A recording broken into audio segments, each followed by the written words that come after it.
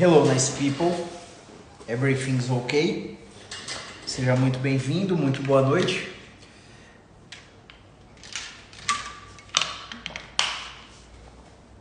Cleiton Caetano, Jonas Viana, grande Keké, fica por aí. Grande Rita, fica por aí também. Bianor, Ana Bianor, Arleton, muito boa noite. Vão falando de onde vocês são e de qual estado. A gente vai interagir um pouquinho agora. Fim de consultório, terça-feira, 26 de setembro, 10 e 11 da noite.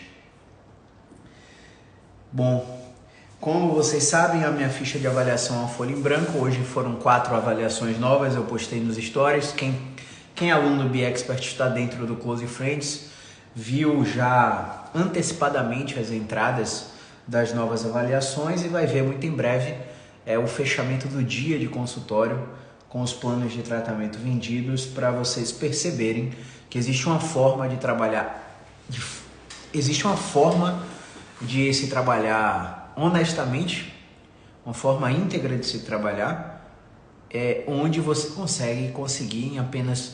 conseguir foi péssimo, né? Onde você consegue faturar em um dia coisas que 95% dos nossos colegas estão faturando em um mês inteiro, né? Essa metodologia a gente ensina dentro da formação BeExpert. Mas hoje a gente quer falar sobre pontos gatilhos, a gente quer falar sobre infiltrações, beleza? A gente vai conversar um pouquinho para fazer a dor de vocês terem sentido, para vocês não caírem no conto do vigário. Qual que é o conto do vigário? O conto do vigário é propor uma intervenção que vai ser a solução para a dor crônica dos pacientes. Vamos lá. Muitos pacientes, eles vivem fazendo tratamentos que não são necessários para as suas condições, e esses tratamentos continuam colocando crenças irracionais nesses pacientes que, por não saberem, serem ignorantes do ponto de vista de desconhecimento desse processo, eles continuam com dor crônica e não atribuem ao tratamento que estão fazendo. Veja bem, quando, por exemplo, o André Luiz, que entrou aí agora, como por exemplo a Sara entrou aí agora. A Sara, quando ela me procura para fazer um atendimento, ela supõe que, por eu ser um profissional de saúde, eu entregue a ela uma intervenção que seja baseada em evidência científica. Ela acha que, se eu estou vendendo um tratamento, isso é intuitivo, tá? Todo mundo acredita que o que está recebendo é pautado nas evidências científicas. Partindo desse pressuposto, é muito comum pacientes que têm um bom nível socioeconômico, um bom nível cultural, um bom nível educacional, terem plano de saúde e conseguirem uma prescrição médica de um ortopedista ou um médico qualquer, prescrevendo pilates, RPG e fisioterapia convencional. Existem muitos consultórios que trabalham por reembolso. Esses consultórios, eles te atendem pelo plano de saúde, fazem você assinar um contrato e eles dão entrada no reembolso. Para dar entrada no reembolso, vamos supor, a minha consulta é R$310, beleza? Minha consulta é R$310 e aí quem entrou aqui agora, vamos dizer, vamos interagir aí. A grande Giz, vamos lá Giz, beleza? Vamos pensar pelo seguinte aspecto. Minha consulta é R$310, só que o plano da Gi, ela me paga R$31 por sessão. E aí eu faço a Gi assinar o contrato, vou dar entrada no seu reembolso, eu atendo a Gi 10 vezes.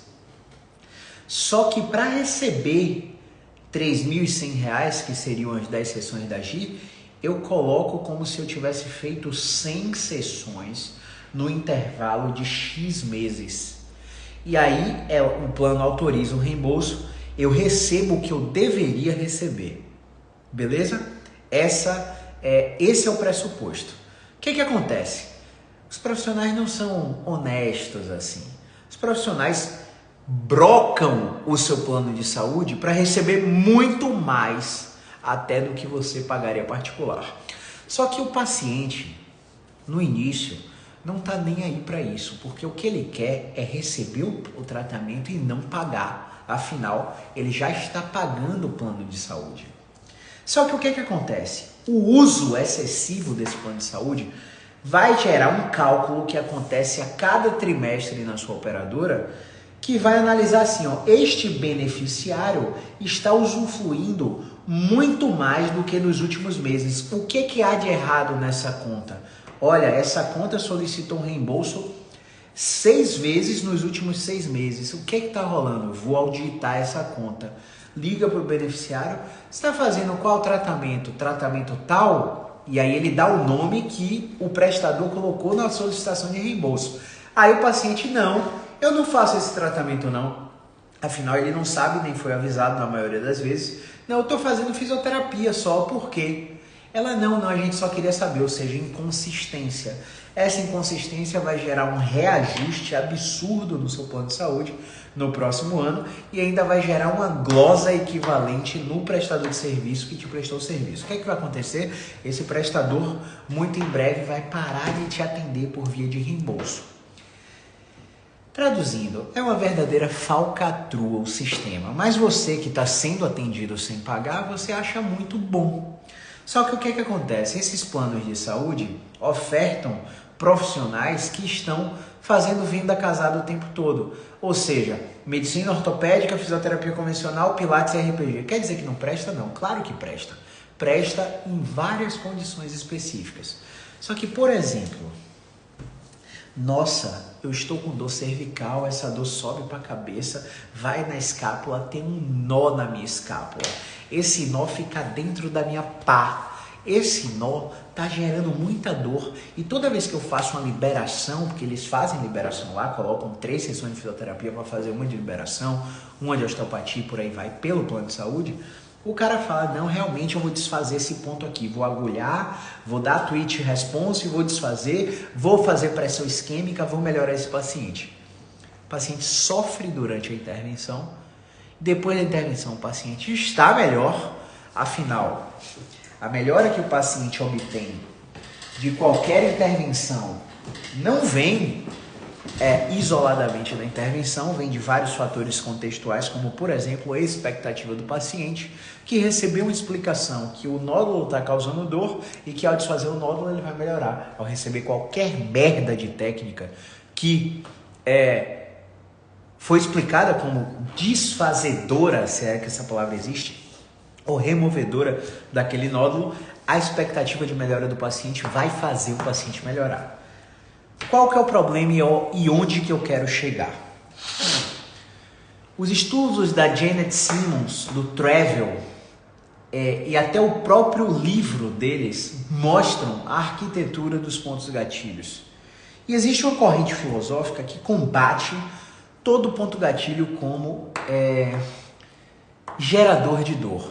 O ponto gatilho, na visão dessa corrente, nada mais é do que um ponto onde houve falha de tensão na unidade contrátil, ou seja, você está contraindo a musculatura e os filamentos de actina e miosina, as unidades contráteis, os sarcômeros, os monofilamentos estão deslizando em suas interfaces mecânicas.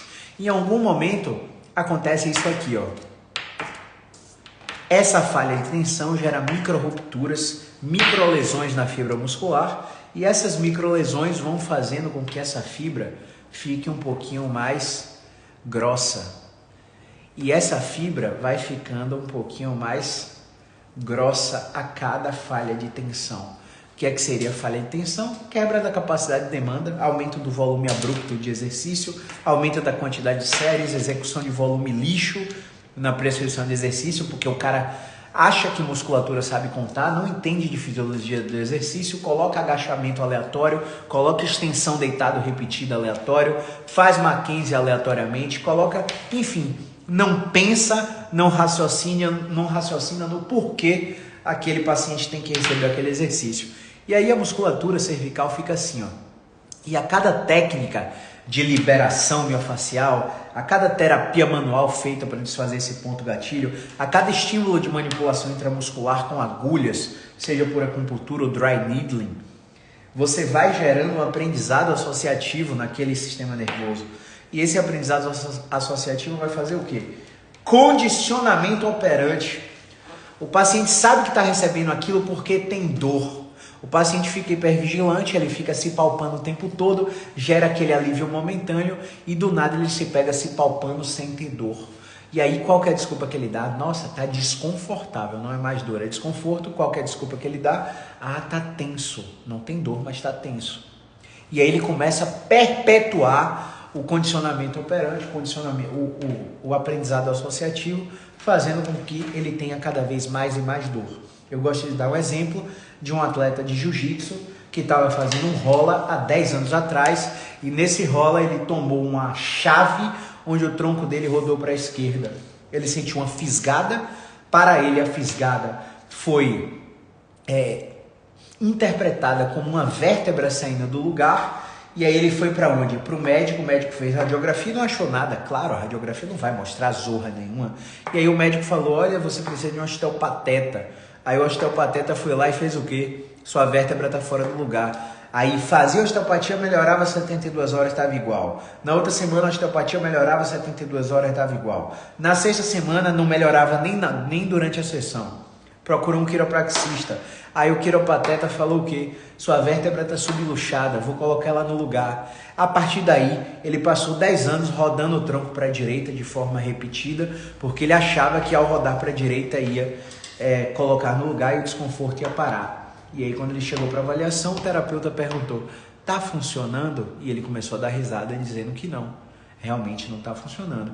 Então o mecanismo do aprendizado associativo começou a ser explicado para esse paciente.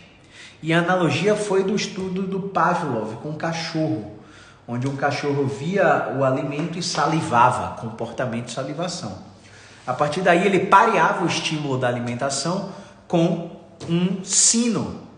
E aí o cachorro começava a salivar. Depois daí ele retirou a carne, colocou só o sino nos mesmos horários.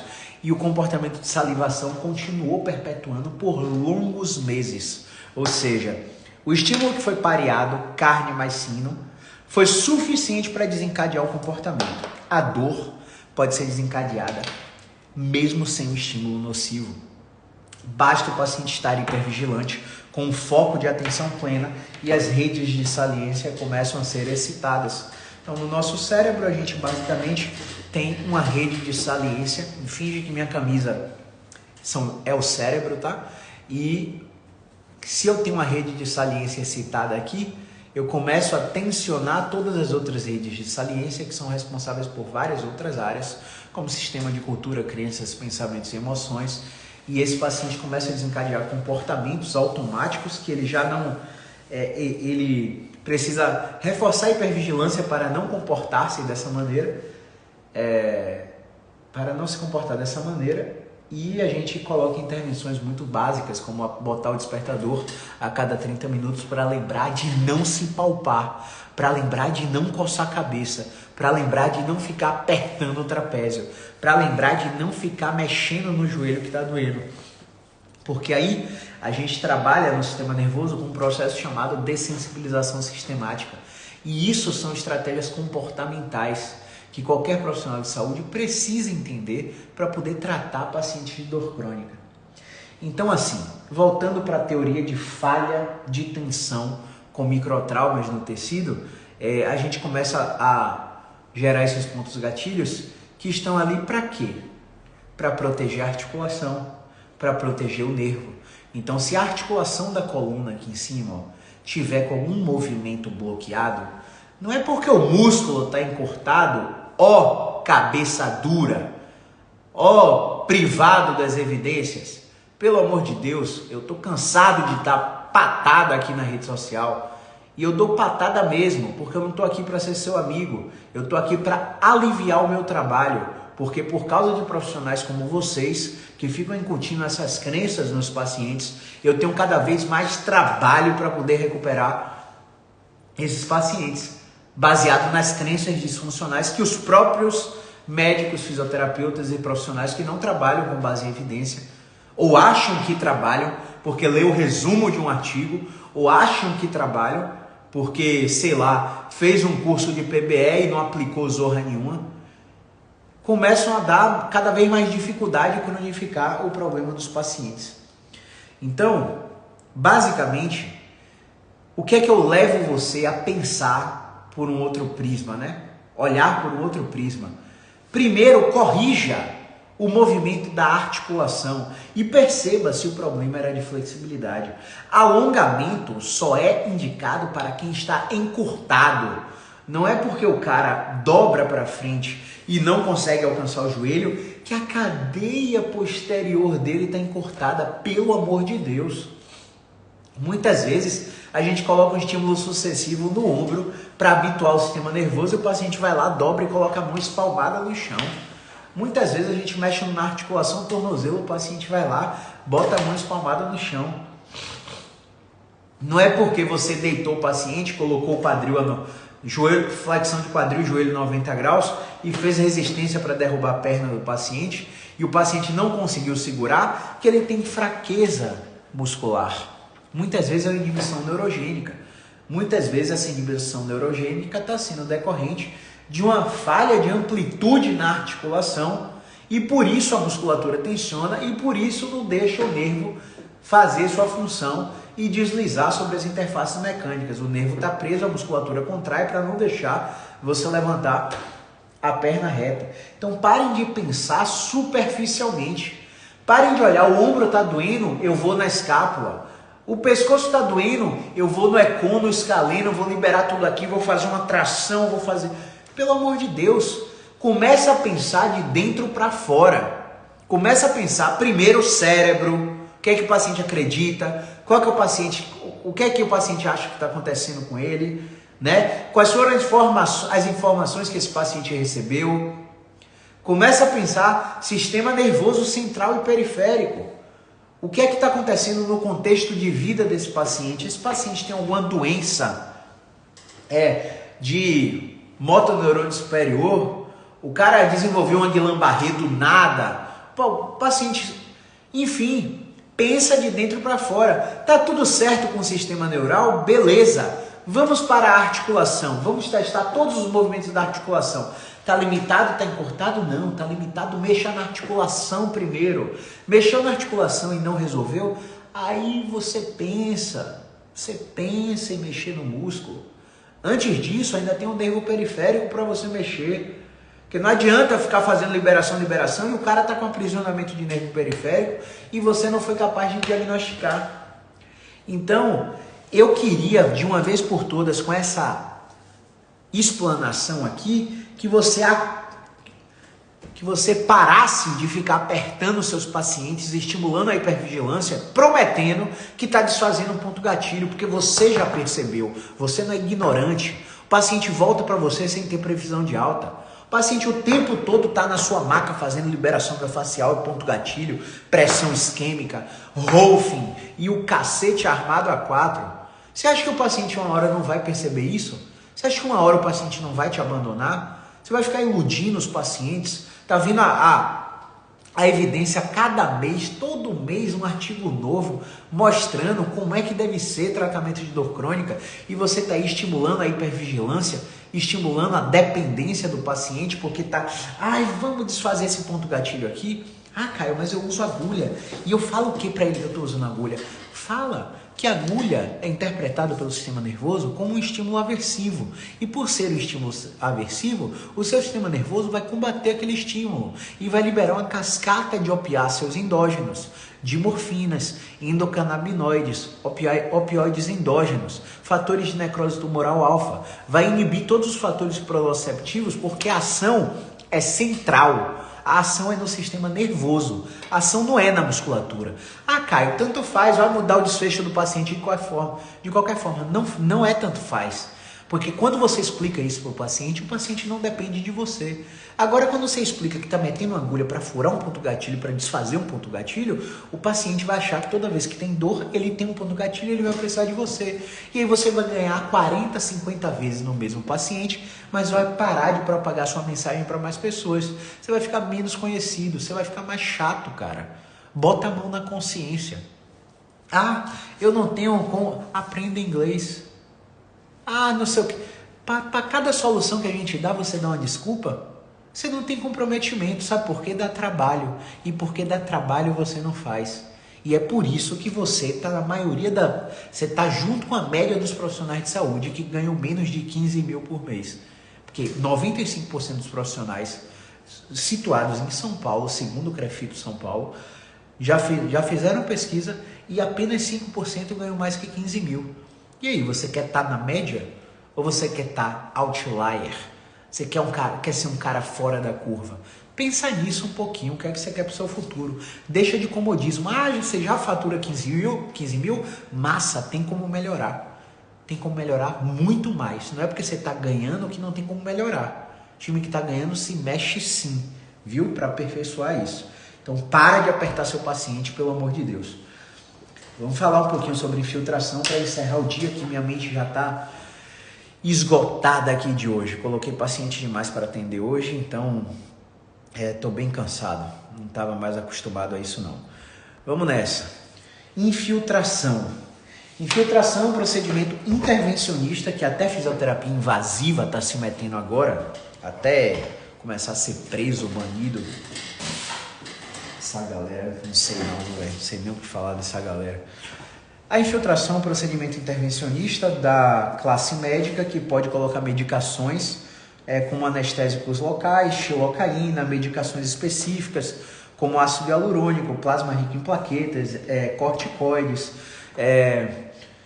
enfim, várias substâncias podem ser infiltradas através do procedimento de infiltração. É um recurso positivo para retardar um procedimento cirúrgico, é um recurso positivo para fazer com que um atleta, numa final de campeonato, numa parte decisiva, mascare o seu sintoma para obter performance e depois pare para de fato tratar o problema. É um processo, é um procedimento que ajuda um quadro de, por exemplo, uma radiculopatia lombar ou cervical, onde os exercícios da fisioterapia convencional são dolorosos. Não é, estou fazendo tratamento da dor, o tratamento é por exercício, então eu não vou sentir dor durante o tratamento. Claro que não. Claro que não. Gente, para você vencer a dor, você tem que ser um vencedor. Ou seja, você vai sentir dor durante o processo. E é por causa disso que essa dor vai atenuar, porque você está mexendo, está se movendo. Beleza? Então, voltando ao ponto. Quando existem casos complexos de dor crônica, onde o tratamento por exercícios é dolorido, como no caso das radiculopatias, onde os pacientes não conseguem dobrar o tronco, ficam incapacitados para vestir uma calcinha, uma cueca, calçar um sapato, vestir um short, uma calça, andar por longos períodos, ficar sentado prolongado, qualquer exercício que você bota produz dor durante o exercício, a infiltração é muito bem-vinda para gerar algum conforto durante a execução dos exercícios. Qual que é o problema? Se for de corticoide, ela entra em retroalimentação negativa, é imunossupressor, derruba sua imunidade, faz com que você fique mais tempo gripado, pode desregular seu ciclo circadiano, fazendo com que você durma cada vez mal. Dormir mal é um fator de sensibilização do sistema nervoso que ajuda você a ter mais dor. Então você entra numa cascata sem fim de efeitos negativos. Se ela for de plasma rico em plaquetas, ácido hialurônico, Civinsk ou qualquer medicação super sofisticada, você vai pagar caríssimo por cada infiltração. Vai depender do médico para ter um alívio momentâneo, que prometem que é como se fosse 1 ano de remédios ou 6 meses de controle da dor, mas que a maioria dos pacientes que a gente vê aqui, que são realmente casos complexos de dores crônicas, em 72 horas estão com dor de novo. Então, eu tenho um paciente que tem uma dor lombar completamente inespecífica, com diagnóstico mecânico inconclusivo, refratário a diversos tratamentos, que fez 3 bloqueios transforaminais e no dia seguinte estava com dor igual. Então, existem procedimentos intervencionistas e essa medicina baseada em intervenção, onde todo paciente com dor crônica precisa receber algum procedimento, ela é falha na minha visão. Muito falha, porque se a gente reconhece que só existem 3 mecanismos de dor reconhecidos pela literatura científica, que são nociceptivo, nociplástico e neuropático, a gente sabe que procedimentos intervencionistas ajudam muito no componente neuropático, pouco no nociplástico, às vezes no nociceptivo. Então, dependendo do tipo e da subcategoria de dor, esses procedimentos podem funcionar ou não. O que é que está acontecendo na maioria dos casos? Estão prescrevendo opioides para todos os tipos de dores, na verdade não estão classificando os seus tipos de dores, estão prescrevendo intervenções, procedimentos intervencionistas em todos os tipos de dores, não estão tentando tratamento conservador, porque para eles tratar conservadoramente é fazer o procedimento intervencionista antes de operar, e é claro que se o paciente faz isso, ele vai operar, porque esse procedimento intervencionista uma hora vai parar de fazer efeito. Tem procedimentos para coluna vertebral, de risotomia, eu posso estar falando alguma besteira aqui em relação ao nome do procedimento, tá? Porque realmente é uma área da classe médica, eu não tenho conhecimento, eu sei o nome involuntariamente por paciente relatando aqui, e quando a gente vai pesquisar, o cara vai para o centro cirúrgico, coloca duas pá, enfim, não sei se é pá o aparato, não sei se é pá também, né? Mas infiltra uma pá assim na coluna do paciente, coloca perto do nervo, cauteriza o nervo para bloquear o impulso nervoso, e o procedimento é caríssimo e a efetividade do procedimento é baixíssima. Então, pegando pacientes com dor crônica para fazer cirurgia de coluna, e a gente sabe que metade dos pacientes continuam com dor. E aí, quando a gente vai analisar a guia do plano de saúde que a gente assina, é um procedimento que custou 80 mil reais, 70 mil reais, 150 mil reais, e o plano está pagando aquilo ali, o paciente só está pagando a mensalidade. O que acontece com o plano de saúde? O plano de saúde começa a aumentar vertiginosamente, porque aquele beneficiário agora é um fator de risco para utilizar vários outros procedimentos dentro do plano. Então você acha que não está pagando porque está usando seu plano de saúde, mas você está pagando muito e está pagando muito caro. Muito caro. Essa é a real. Mas o que é que eu tinha para falar sobre isso? Eu estava conversando com uma paciente aqui que teve alta hoje e eu subi aqui, procurei alguns artigos para mostrar para ela, porque ela estava conversando comigo sobre uma parente dela que estava precisando de um tratamento baseado em ciência e não tem plano de saúde, está usando pelo SUS, e elas vão ajudar ela a fazer o tratamento, e o médico recomendou colágeno. E aí ela me perguntou qual a minha opinião sobre colágeno. E aí você que é leigo vai dizer assim, mas cara não é nutricionista. Cara não é nutricionista, vai falar de colágeno para quê? Para nada. Colágeno é um tipo de proteína que você pode ingerir pela boca, né? Pegar um potinho de colágeno, colocar um pó no garrafinha da SBB. E aí é um case de sucesso no marketing, porque muitas mulheres atribuem flacidez à ausência de colágeno, queda palpebral, queda de face, perda de contorno à deficiência de colágeno. Então, colágeno entra como uma substância milagrosa. Muitos pacientes que têm artrose e osteoartrite de quadril e joelho começam a receber informações de médicos e fisioterapeutas que não estão atualizados, que esse tipo de substância vai evitar a degradação da articulação, vai melhorar a nutrição da articulação, vai renovar a articulação. Mentira! Nada disso é provado pela evidência científica. Então, vou citar algumas substâncias aqui agora. Colágeno, MSM, metilsulfonilmetano, cartilagem de tubarão, condroitina, sulfato de condroitina e glucosamina. Que mais?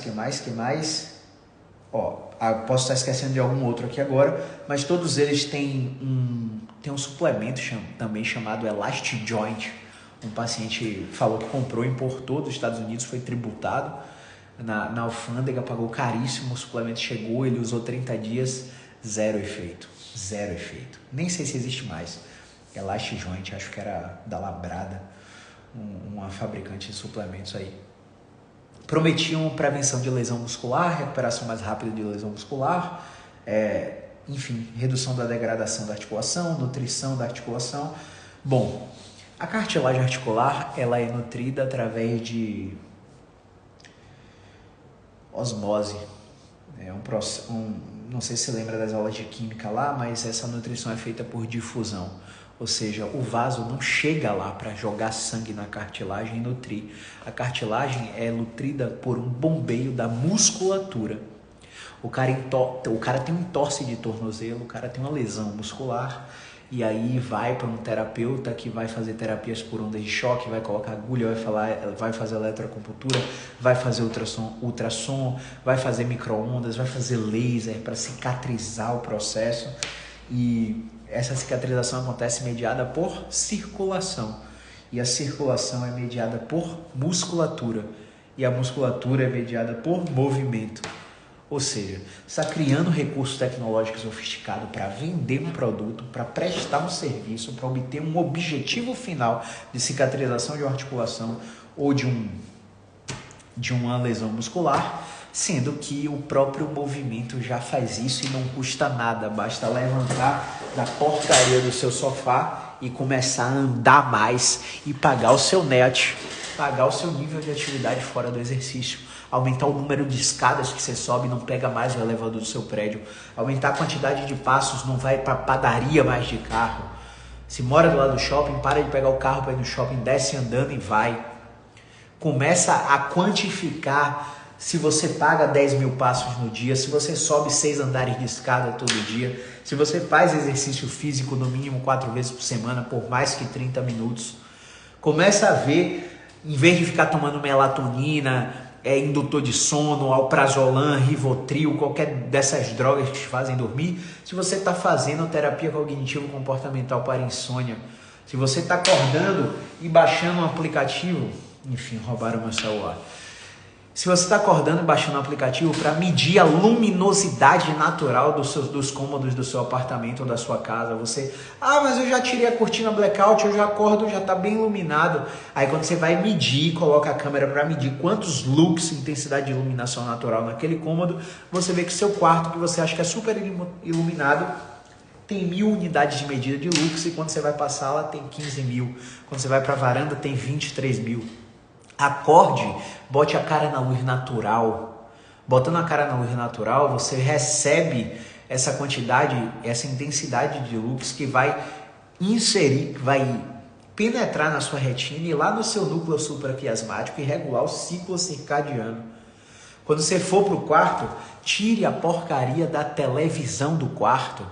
Quarto foi feito para dormir. Cama foi feita para dormir e para fazer sexo. Beleza? Se você vai para a cama e você não faz essas atividades ou começa a ler, começa a ver o uso de telas no celular, você vai prejudicar a sua higiene do sono. Então, várias coisas que não custam absolutamente nada e resolvem a grande maioria dos problemas não são estimuladas a serem feitos pelo profissional de saúde. Por quê? Porque não vende, velho. Porque não dá para superfaturar em cima disso. Não dá para superfaturar em cima de orientação, entende? Não dá para superfaturar nessas instruções. Agora em procedimento, máquina tecnológica, suplemento, farmácia manipulada, fórmula manipulada, dá para botar o preço lá na casa do chapéu e, enfim, vender essa ilusão para os pacientes. Beleza? Então, assim, além de parar de apertar os pontos gatilhos de seus pacientes, eu gostaria que vocês soubessem que, segundo o British Medical Journal, que eu mostrei para o paciente aqui hoje, quando a gente compara a infiltração com água com sal versus ácido hialurônico, plasma rico em plaquetas, corticosteroides e outras substâncias que prometem o controle da dor e a diminuição da degradação articular, os resultados são iguais, ou seja, isso aí é placebo e é vendido de forma caríssima. Inclusive, um paciente hoje desmarcou porque o médico falou para ela que ela não podia fazer exercício porque ela fez uma infiltração de corticoide ontem. Agora me mostra onde é que está, na evidência científica, essa recomendação ou esse guideline que após procedimentos o paciente não deve mexer o membro. Um paciente que já estava evoluindo, que melhorou 70% em 2 sessões. É por isso que eu falo, quando a medicina entender o modelo biopsicossocial, as outras profissões estão lascadas. Porque quando eu falo sobre uma recomendação, por mais que eu não fale dessa forma que eu estou me comunicando com vocês aqui, que é muito incisiva e é proposital, e é para sacolejar seu cérebro, fazer uma agitação cefálica para você se chocar com a realidade das evidências e ver se você realmente está sendo honesto com o seu paciente, mesmo que eu estivesse falando de uma forma super doce, de uma forma super calma, sorrindo para você, fazendo piada. Quando um médico, meu amigo, olha no olho do paciente e dá uma orientação, o paciente não quer saber de você. O paciente quer, o meu médico disse. E é por isso que eu criei um quadro aqui no Instagram, meu médico falou. E aí eu mostro as consequências do meu médico falou. Porque é por isso que eu dou porrada todos os dias no Bom Dia. Gente, acorda. Médico não sabe de tudo, não. Médico sabe de medicina. E graças a Deus que sabe de medicina. Porque tem alguns que nem de medicina entendem. Assim como tem fisioterapeutas que não entendem porcaria nenhuma de fisioterapia. Então, a gente precisa revisitar as nossas bases. Ser faixa preta na fisioterapia é voltar para o básico e fazer o feijão com arroz bem feito. Não é inventar tecnologia, ficar atirando para todos os lados de várias intervenções e várias técnicas e não dar resultado para o paciente. A gente tem que entender qual é a alteração do sistema cinético funcional do paciente, que pode estar repercutindo na dor e na incapacidade, e tratar aquilo. Não é tratar o que o paciente quer que você trate, não é dar técnica que o paciente quer receber, é dar o que o paciente precisa receber. E o que o paciente precisa receber em caso de dor crônica, na maioria das vezes, não depende de você. E por não depender da gente, o paciente tem cada vez mais autonomia para melhorar. Beleza? Falei demais, falei muito hoje mesmo. Mas a mensagem central eram essas duas. Essas infiltrações são todas placebo. Desencorajem seus pacientes com dor crônica a fazerem. E esse negócio de apertar ponto gatilho, nossa, se eu tivesse morrido naquele assalto, eu ia revirar no caixão toda vez que um fisioterapeuta pegasse um trapézio e ficasse apertando o ponto gatilho para liberar. Infelizmente, hoje eu atendi uma paciente que estava com tanta crença irracional que, meu Deus do céu, não é culpa dela, claro, mas eu estou imaginando aqui o trabalho que eu vou ter nesses próximos 3 meses para desmistificar cada uma daquelas crenças para que essa paciente melhore. Então faça a sua parte, velho. Faça a sua parte, pelo amor de Deus. Faça a sua parte. Perguntas? Grande Keké, Lari Giz, Ana Paula Sampaio, Micaele Fernandes, Camila Schneider, Geraldo Cruz Moreira Neto, Larissa Oliveira. Se tiverem perguntas, mandem nos comentários. Os comentários não estão subindo, eu não estou vendo a galera que está entrando. Deve ser algum bug, coisas do Instagram. Elisa Bortoni, você é top, obrigado por tudo isso. Obrigado você por me dar atenção e significado. Por causa de vocês que eu estou aqui. Você tem TCC para indicar para atendimento online? Claro que tenho, claro que tenho. Tatiana Gonçalves, pode procurar aí no Instagram, pode ver as pessoas que eu sigo aí e buscar Tatiana Gonçalves, vai de olhos fechados, tá? Com suas aulas e tapas na cara, hoje eu sou uma pessoa físio melhor, gratidão, viu? Gratidão que você recebeu os sacolejos e se moveu. Morde. Pois é, eu acho que eu sei do que o Kellerman estava falando aí, né? Às vezes o paciente morde um papel no dente e dobra o tronco total e não tinha nada a ver com alongamento. A gente precisa pensar um pouquinho mais, tá? Grande Jusce. Beleza, galera entrando aí. Vamos ver se teve mais alguma pergunta. A Fisiolari, mas no caso de dor intensa. Grande Tainá, comprou a medalha, Ave Maria, muito obrigado, viu? Grande Tainara, vou agradecer ao Gabriel Pacheco, viu? Um abraço para ele, um abraço para você. Muito obrigado. A galera não sabe, mas o Instagram quando a gente faz um conteúdo relevante que você acha que você aprendeu, você pode retribuir comprando uma badge, né? Comprando uma medalha aí, vai aparecer na tela de vocês. E isso ajuda a gente a continuar fazendo esses programas, né? Obrigadão, Tainara. Mas no caso de um paciente com dor intensa tipo 8, faz exercício, a Fisiolari, veja bem, a única forma que a gente tem de controlar a dor do paciente sem precisar que o paciente dependa da gente é fazendo exercício. Exercício, existem doses para serem feitas, existem etapas para a progressão e existem etapas básicas que devem ser feitas, inclusive com o paciente com dor 10. Com dor 10. Por exemplo, eu já tirei um paciente de crise com padrão respiratório, dor 10, o paciente não pensava, não conseguia responder sequer as perguntas, incapacidade total para o exame físico, só conseguiu deitar de lado na maca. E a gente ficou quase 40 minutos fazendo padrão respiratório. Puxa o ar pelo nariz e solta pela boca. Quando puxar o ar pelo nariz, sua barriga tem que subir mais do que o seu tronco. E solta o ar pela boca. E com o padrão respiratório, essa mulher levantou da maca 70% melhor, me chamando de bruxo e já me mandou para a família toda.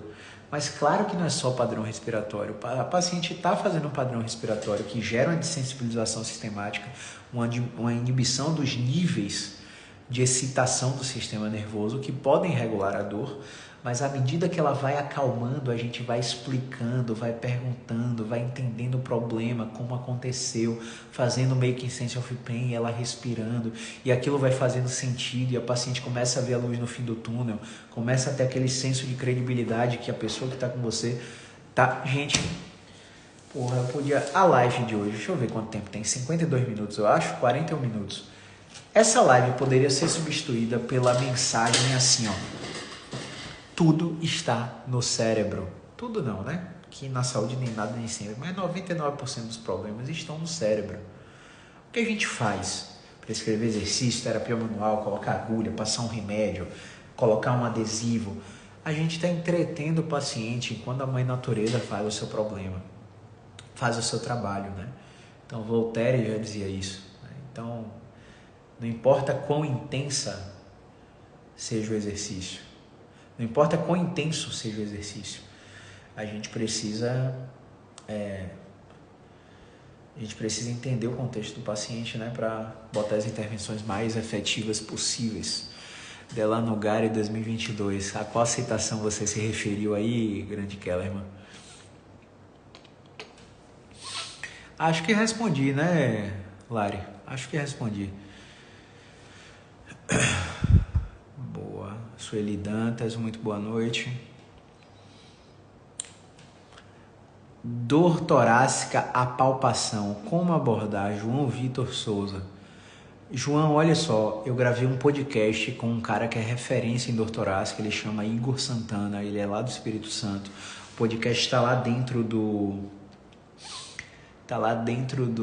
meu grupo do Telegram, clica no link do perfil, vai lá, procura a aula que tá com o Igor. Acho que é a aula 6 ou é a aula 7. É só subir lá, ver os links. Assiste aquela aula toda, a gente falou tudo sobre dor torácica. E eu podia cobrar um curso por aquela aula, mas realmente é um material gratuito que está para vocês no podcast.